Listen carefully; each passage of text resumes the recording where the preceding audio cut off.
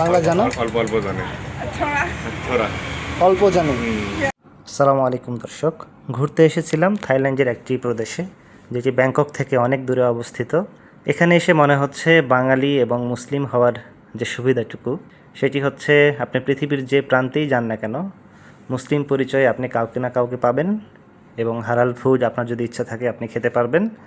এবং পাশাপাশি বাঙালিরা যেহেতু সারা পৃথিবীতে ছড়িয়ে পড়েছে, তাদের বংশোদ্ভূত কাউকে না কাউকে আপনি পেয়ে যাবেন। এখানেও ব্যতিক্রম হয় নাই।